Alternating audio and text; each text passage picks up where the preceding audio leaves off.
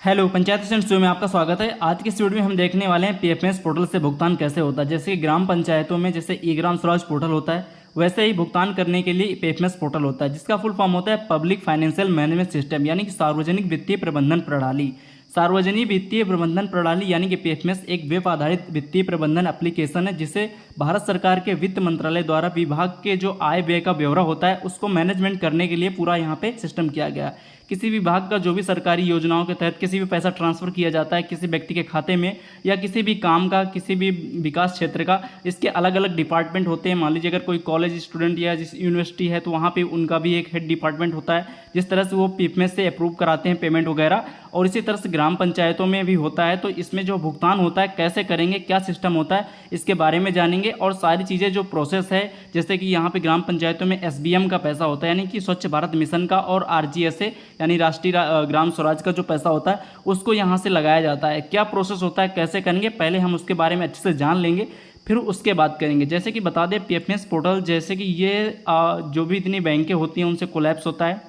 आप यहाँ पे देख पा रहे हैं जैसे कि इंटरफेस विद बैंक, यानी कि जो इनका बैंक के साथ कंप्रोमाइज़ होता है, यानी कि लिंक्ड होती हैं सारी चीज़ें, जितने भी ट्रांजैक्शन होते हैं वो सारे मैप होते हैं यहाँ पे। Integration with the treasuries and financial management system of state, सभी स्टेट में होता है। इंटरफेस विद एनपीसीआई, और उसके बाद इंटरफेस विद एक्सटर्नल सिस्टम, जो भी सिस्टम होते हैं पेमेंट के, फाइनेंशियल, सारे यहाँ पे पीएफएमएस से मैप होते हैं। आपको पता होगा कि जब आप ई ग्राम स्वराज पोर्टल पे कोई भुगतान लगाते हैं तो वहाँ पे एक ऑप्शन आता है सिलेक्ट पीएफएमएस का, जहाँ कि वो पीएफएमएस से मैच करता है, यानी कि जब भी हम उससे भुगतान लगाते हैं तो पीएफएमएस से भी वो मैच करती चीज़ें। तो अब डायरेक्ट जो पीएफएमएस का पैसा होता है ओडीएफ प्लस का, जैसे हो गया स्वच्छ भारत मिशन के तहत ग्रामीण में जो ये होता है, तो वो कैसे करेंगे। सबसे पहले हम आपको बता दें कि यहाँ पे किस तरह का पोर्टल होता है और कितनी आईडी पासवर्ड होते हैं, क्या क्या काम होता है, कितनी आइडिया होती है ग्राम पंचायत में जो हम काम करते हैं। इस तरह से आप सारी चीज़ें यहाँ पे समझ पाएंगे। और उसके बाद जैसे कि आप यहाँ पे देख पाएंगे पंचायत गेटवे जो होता है ग्राम पंचायत में, वहाँ पे एक ऑप्शन होता है गो टू पीएफएमएस, यानी कि जो पीएफएमएस के ट्रांजैक्शन मैनेज करने के लिए ई ग्राम स्वराज का तो आप लोग करते होंगे, आपको समझ में आता होगा, लेकिन पीएफएमएस का अगर आपने नहीं किया है तो आप समझ पाएंगे कि पीएफएमएस कैसे काम करता है। अभी देखिए यहाँ पे गो टू पीएफएमएस का एक ऑप्शन होता है, जहाँ से हमें गेटवे लॉगिन करके यहीं से जाना होता है, जैसे ई ग्राम स्वराज में करते हैं सेम इसमें भी करना होता है। उसके बाद नीचे जब आएंगे तो आप देख पा रहे होंगे यहाँ पे एसबीएम और आरजीएसए एंट्री रिपोर्ट, जो हमें जैसे कि चेकर मेकर फॉर्म भरना पड़ता है, तो यहाँ पे भी भरना पड़ता है जो भी आप पीएफएमएस का भुगतान करेंगे। इसलिए हम पंचायत गेटवे के माध्यम से आपको दिखाने का प्रयास कर रहे हैं, ठीक है। उसके बाद यहाँ पे स्वच्छ भारत मिशन का जो हम लोग भरते हैं राष्ट्रीय ग्राम स्वराज अभियान का, तो यहाँ पे पीएफएमएस का ही एंट्री होती है जो हम लोग यहाँ फिल करते हैं। जो भी एंट्री फॉर्म हम लोग फिल करते हैं तो यही होता है स्वच्छ भारत मिशन और दूसरा राष्ट्रीय ग्राम स्वराज अभियान। ये जो पेमेंट्स हैं पीएफएमएस से लगते हैं ग्राम पंचायतों में। तो पर्टिकुलर वीडियो जो है ये ग्राम पंचायत में होता है, जो उनकी 3 आइडिया होती हैं उसको भी हम एक्सप्लेन करेंगे कैसे काम करते हैं। तीनों आइडिया उनके क्या क्या काम होते हैं सारी चीज़ यहाँ पे देख पाएंगे, ठीक है। तो पीएफएमएस में जब भी आप यहाँ पे आना होगा तो आप इसके गूगल क्रोम ब्राउज़र पे जाएंगे और यहाँ पे आपको टाइप करना होगा pfms.nic.in। इसकी जो ऑफिशियल वेबसाइट की लिंक है हम डिस्क्रिप्शन बॉक्स में डाल देंगे, आप वहाँ पे टाइप करेंगे तो आ जाएंगे। गूगल क्रोम में जाएंगे, टाइप करेंगे pfms, इस तरह से आप टाइप करेंगे pfms.nic.in। जब इंटर करेंगे तो आपके सामने कुछ इस तरह के वेबसाइट यहाँ पे खुल जाएगी। जो होम टैब है वो कुछ इस तरह से आपका दिखेगा, ठीक है। इस तरह से इसका होम टैब यानी इंटरफेस है जहाँ पे आपको दिखना है। लेकिन जब भी आप अगर ग्राम पंचायत के पेमेंट या भुगतान कर रहे होंगे तो आपको क्या करना है, जब पंचायत गेटवे को लॉगिन करना है डीएससी लगा करके, उसके बाद गो टू पीएफएमएस वाले ऑप्शन पे क्लिक करके ही सारी चीज़ें एक्टिविटी करनी है। फिर उसके बाद मेक एंट्री फॉर्म भी यहाँ पे फिलअप किया जाता है। तो जैसे कि आपको हम बता देते हैं, तो ये सारी चीज़ें हम कट कर देते हैं। गूगल क्रोम में आप इस टैब पे आ जाएंगे। तो चलिए हम इसको कट कर देते हैं, फिर लॉगिन करके बताते हैं किस तरह से कितने आइडियाज़ होते हैं और उनको आईडी का मतलब तीनों आईडियों का क्या क्या मतलब होता है, किस आईडी से क्या काम होता है। तो पहले आज की वीडियो में हम पेमेंट कोई लगा के नहीं दिखा रहे हैं, बस आपको जानकारी हो जाएगी कि कौन सी आईडी से कितना यहाँ पे क्या काम होता है, ताकि जब अगली वीडियो हम अपलोड करेंगे पेमेंट से रिलेटेड तो आपको सारी चीज़ समझ में आ जाएंगी, ताकि आपका कोई डाउट नहीं रह जाएगा। तो यहाँ पे हम इसको भी कट कर देते हैं और उसके बाद पंचायत गेटवे में जो गो टू पीएफएमएस का ऑप्शन होता है इस पर हम क्लिक करते हैं। क्लिक करने के बाद जो इसका बाहरी इंटरफेस होता है इस तरह से कुछ दिखेगा। आप यहाँ पे कुछ स्क्रॉल करके इस तरह से पढ़ सकते हैं पीएफएमएस के बारे में, मतलब क्या क्या काम है, वर्किंग क्या है इसकी। उसके बाद यहाँ पे लॉगिन का एक ऑप्शन होता है, ठीक है। सिंपली आप लॉगिन वाले ऑप्शन पर जब क्लिक करेंगे तो आप देख पाएंगे कुछ इस तरह का होम टैब मतलब होम विंडो है जो लॉगिन के लिए टैब खुलता है, इस तरह से दिखेगा। अब यहाँ पे जब आप लॉगिन करेंगे तो यहाँ पे 3 आईडी पासवर्ड होते हैं, यानी कि जैसे ई ग्राम स्वराज पोर्टल पर 3 आईडी पासवर्ड होते हैं। यानी पहला होता है मेकर का, यानी सचिव का जो मेकर एंट्री फॉर्म में जो एफटीओ वाउचर क्रिएशन होता है वहाँ से होता है। फिर उसका चेकर का जो प्रधान का होता है वो लॉगिन करता है और उसके बाद अप्रूव करता है। और तीसरा एक एडमिन का होता है जिससे हम सारे ट्रांजेक्शन मैनेज करते हैं, एडमिन का होता है। सेम पीएफएमएस में भी ऐसे 3 आईडी पासवर्ड होते हैं, जिसमें एक बोलते हैं डेटा ऑपरेटर जिससे हम लोग सारे एफटीओ या जो वाउचर क्रिएशन करते हैं, और एक होता है फिर डीए जिसको बोलते हैं डेटा अप्रूवर, यानी कि जो प्रधान की आईडी होती है उसे अप्रूवर बोलते हैं और जो सचिव की होती है उसे डीओ बोलते हैं। यानी डीओ का क्या काम होता है कि डीओ की आईडी से हम लॉगिन करके सारे एफटीओ वाउचर यहाँ पे क्रिएट करते बनाते हैं, और डेटा अप्रूवर की आईडी से क्या करते हैं, प्रधान की आईडी से डोंगल लगा के पेमेंट करते हैं। यहाँ पे बता दें कि जो डोंगल लगता है भुगतान में पीएफएमएस में वो केवल प्रधान जी का लगता है, सचिव के डोंगल का यहाँ पे कोई मतलब इंटरफेयर नहीं होता है कि जो पेमेंट लगने पर जो छोड़ा जाता है वो केवल प्रधान के अंडर से होता है। बाकी लॉगिन करने के लिए आप वो मेकर एंट्री फॉर्म से डीएससी से लॉगिन कर लेंगे ताकि जो चेकर मेकर एंट्री फॉर्म है वो आप भर सकते हैं, ठीक है। तो चलिए हम एक एक तो लॉगिन करते हैं, फिर उसके जो ऑप्शन खुलेंगे हम उसको भी एक्सप्लेन करते हैं। तो पहले हम लॉगिन करते हैं डेटा अप्रूवर की आईडी को। इस तरह से यहाँ पे आप लॉगिन करेंगे। ये जो आईडी पासवर्ड होते हैं आपके जो ग्राम पंचायत अधिकारी सचिव होते हैं, आप उनके पास होंगे, संपर्क करिएगा तो वो लोग मतलब वहाँ पे रखते हैं, ठीक है। अब यहाँ पे हम कैप्चा फिल करते हैं जो इंटरफेस है, उसके बाद आप यहाँ पे लॉगिन करेंगे। तो चलिए हम इसको लॉगिन कर लेते हैं। इस तरह से कैप्चा फिल करेंगे। कैप्चा फिल करने के बाद आप यहाँ पे लॉगिन पर क्लिक करेंगे। जैसे ही लॉगिन पर क्लिक करेंगे तो जो इसकी होम स्क्रीन है कुछ इस तरह से आप देख पा रहे होंगे, इस तरह से खुलता है, ठीक है। पब्लिक फाइनेंशियल मैनेजमेंट सिस्टम, और इस तरह से आईडी पासवर्ड आप यहाँ कॉर्नर पे देख पाएंगे, नेम वगैरह खुला होगा। फिर उसके बाद यहाँ पे इस तरह से विंडो दिखती है और ईमेल वेरीफाई करने का यहाँ पे नोटिफिकेशन लिखा होता है कि मतलब अगर आप वेरीफाई नहीं है आपका मोबाइल तो आप वेरीफाई कर सकते हैं, ओटीपी बेस होता है, कोई दिक्कत नहीं। अब यहाँ पे देखिए कुछ ऑप्शन होते हैं जो होम स्कॉलरशिप मैनेजमेंट, यानी जितना भी स्कॉलरशिप का होता है वो भी यहीं से मैनेजमेंट होता है, लेकिन उसका डिपार्टमेंट अलग होता है, लेकिन यहाँ पे हम अलग है। तो नीचे आते हैं स्कॉलर, यहाँ पे आप देख पा रहे होंगे कि जैसे कि हम आपको बता देते हैं ये जो सारे ऑप्शन है जहाँ पे हम लोग काम करते हैं। जैसे मास्टर एंट्री उसमें भी होता है, यहाँ पे भी वेंडर फीड करने के लिए मास्टर एंट्री होता है। हमें जब कोई वेंडर फीड करना होता है तो हम डेटा अप्रूवर की आईडी से ही फीड करते हैं, और यहाँ से हम लोग वेंडर को जाते हैं और ऐड न्यू पर करके क्लिक करते हैं। नेक्स्ट वीडियो में हम बताएंगे कि वेंडर कैसे ऐड कर सकता है। आज केवल हम जानकारी देना चाह रहे हैं कि पीएफएमएस से कैसे काम होता है, किस आईडी से क्या होता है। यानी अब जैसे मान लीजिए हमें कोई वाउचर बनाना हुआ या एफटीओ बनाना हुआ या कुछ भी मतलब पेमेंट का भुगतान करने के लिए, जब नीचे इधर आएंगे तो एक एक्सपेंडिचर का ऑप्शन है जहाँ पे आप यहाँ पे ऐड न्यू करके जितने भी एक्सपेंडिचर बनाने होने यानी कि वाउचर आप यहीं पे क्लिक करेंगे। जब ऐड न्यू पर क्लिक करेंगे एक्सपेंडिचर जा करके तब भी आप यहाँ पे वाउचर बना पाएंगे। इस तरह से यहाँ पे वाउचर क्रिएशन होता है, क्रिएट एक्सपेंडिचर डिटेल इस तरह से सिलेक्ट करना होता है। वेंडर आपको पहले से यहाँ पे फिट करके रखने होते हैं, और साथ में आगे आप बढ़ते जाएंगे तो यहाँ से आप वाउचर क्रिएट कर सकते हैं। यानी कि डीओ की आईडी से क्या करेंगे, आप वाउचर क्रिएट करेंगे, फिर उसके बाद यहीं से उसको अप्रूव किया जाता है। फिर जो फाइनल अप्रूवल होता है वो डेटा अप्रूवर यानी प्रधान की चेकर की आईडी से अप्रूव होता है। तो यहाँ पे मेन क्या काम है यानी डीओ की आईडी का, कि यहाँ पे आप वाउचर क्रिएट कर सकते हैं, ठीक है। और यहाँ पे उस आईडी का कोई भी मेन काम नहीं है, केवल वाउचर क्रिएशन का ही होता है बस। उसके बाद वेंडर आप यहाँ से फिट कर दीजिए, वेंडर फिट होता है, वेंडर फिट करने के बाद वाउचर क्रिएशन, ये 2 काम यहाँ पे होते हैं। फिर उसके बाद अब चलते हैं, इसको हम लॉग आउट कर देते हैं। आप यहाँ पे समझ गए जो मेन काम है, बाकी काम आगे बताएंगे जब वहाँ पे आएगा। लॉग आउट करते हैं इसको। लॉग आउट करने के बाद जो दूसरी आईडी है चेकर यानी अप्रूवर की, डेटा यहाँ पे हम सेलेक्ट करेंगे, डेटा अप्रूवर की डीए आईडी बोलते हैं इसको, और इसमें भी आप कैप्चा फिल करेंगे। कैप्चा फिल करके इसको लॉगिन करेंगे। तो चलिए हम यहाँ पे इसको लॉगिन कर लेते हैं।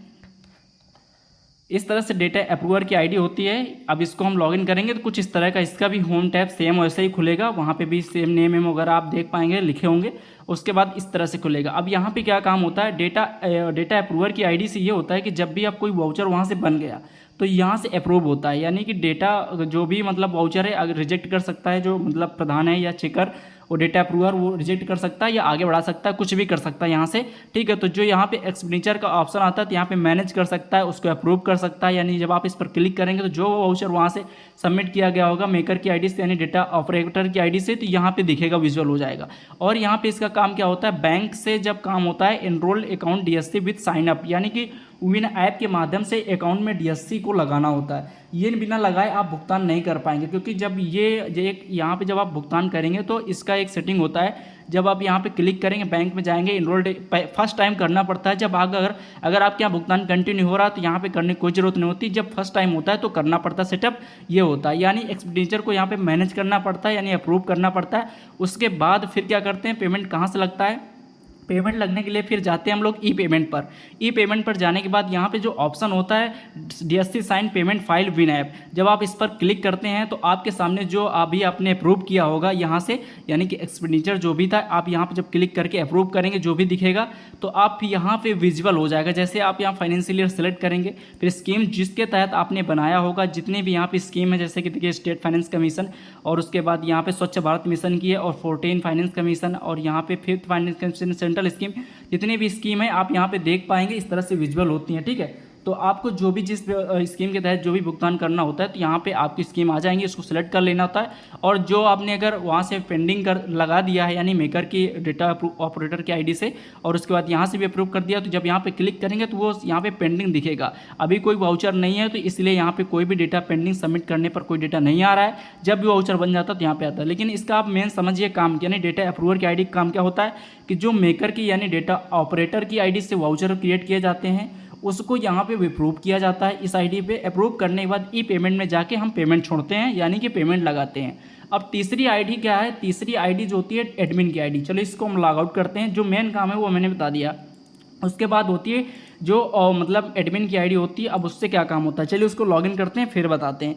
जो एडमिन की आईडी होती है उसको हम लॉगिन करते हैं। लॉगिन करने के बाद इसका मेन काम जो होता है वो फर्स्ट टाइम जब हम इंस्टॉलेशन या सेटअप करते हैं, यानी जब पोर्टल को हम लोग जैसे नए सिरे से फर्स्ट टाइम होता है तो बैंक का जो पूरा काम होता है, यानी बैंक में जो डीएससी इनरोल करना होता है, प्रधान की मैपिंग करनी होती है, वो इस आईडी से होता है। और बाकी इस आईडी का कोई इंटरफेयर नहीं होता है। ई ग्राम स्वराज पोर्टल में होता था एडमिन की आईडी से हम डे मतलब मंथ बुक बंद करते थे, उसके बाद फाइनेंशियल ईयर बुक बंद करते थे, बैंक रिकॉन्सिलेशन करते थे एडमिन की आईडी से। लेकिन यहाँ पे ऐसा कुछ नहीं होता। एक बार आपको बजट एलोकेशन कर देना होता है, उसके बाद बैंक से डीएससी लगा देनी होती है, फिर पूरे साल कंटिन्यू चलता रहता है, कोई दिक्कत नहीं होती। इसका जो मेन काम है आप दिखा देते हैं। पहला यहाँ पे बैंक वाले जो ऑप्शन है, बैंक में क्लिक करेंगे, उसके नीचे आएंगे, यहाँ पे आप देख पा रहे हैं एक सिग्नेटरी कॉन्फ़िगरेशन का ऑप्शन होता है। यानी कि ये इंपॉर्टेंट होता है। जब फर्स्ट टाइम होता है तो सिग्नेटरी कॉन्फ़िगरेशन में क्या होता है कि जो आपके यहाँ किस्त यानी जो अमाउंट होता है ग्राम पंचायत में पीएफएमएस में पोर्टल पे, जिसके तहत आपको भुगतान करना होगा, जिस भी वित्त से आया होगा, उसको एलोकेट किया जाता है। यहाँ पे क्या होता है, जब आप इस पर क्लिक करेंगे बैंक में जाके